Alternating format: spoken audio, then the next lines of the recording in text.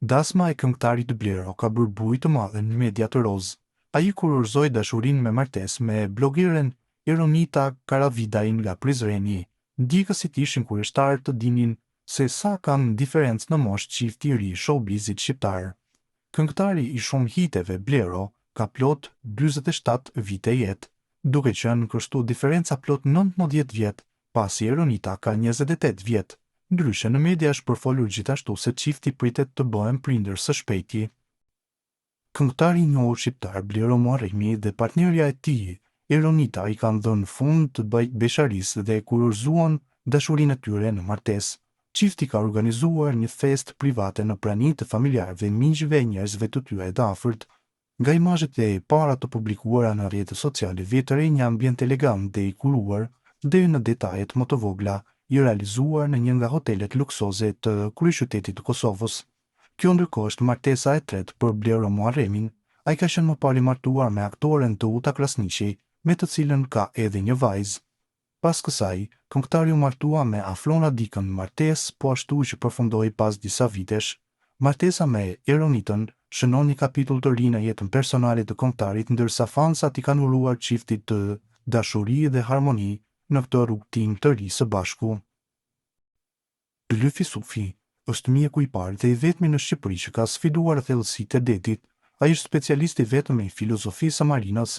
Ai është kthyer pas në kohë, teksa kujton se gjatë karrierës së tij ka lundruar 22 ditë me nëndetse në 50 metra thellësi.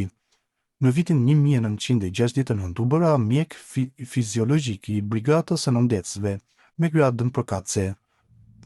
Shkuan grupi për specializim në kim nga Pekini në Shangaj për të mësuar praktikat më të avancuara për shëndetin e ekuipazhit në ujë.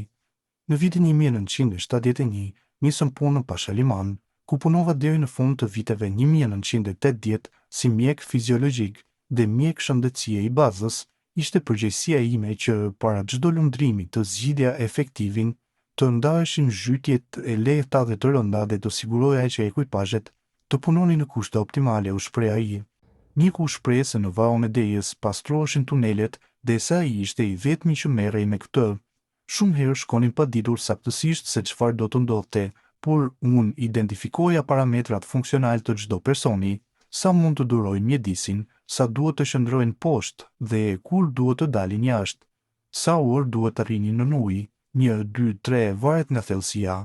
Gjatë karrierës time kam lundruar 22 ditë me nëndece në 50 metra thellësi, ku temperatura ishte jashtëzakonisht e lartë, lagështia mbi 45% dhe ajri i kufizuar përmbante gazra të dëmshëm. Shkuam nga Adriatiku deri në Santa Maria, Itali. Ishte punë e vështirë, rinim në 45-47 gradë me kanatiere. Për 22 ditë nuk dola fare në sipërfaqe, stomaku im nuk funksiononte, humba nga 3 deri në 5 kg dhe fytyra u zbardh nga efektet e gazrave të nëndecës, shtoi ai. Sufi shtoi se nuk ka mjek tjetër si ai, i specializuar për fiziologjinë dhe mjekësinë e marinës. Jam i vetmi. Ka të rinj që duhet të bëhen si unë?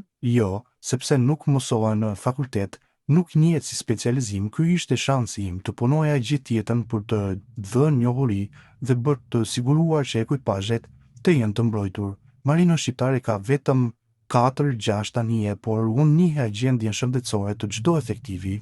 Gjatë karrierës kemi pasur 3 aksidente në marinë. Në 1961 në brigadën e nëndecësve humbën jetën 2 persona në Durrës sepse nuk e dinin që i kishte mbaruar ajri. Kjo më dha mundësinë të vendos standarde që shpëtuan jetë të tjera në vijim, ka thënë ai.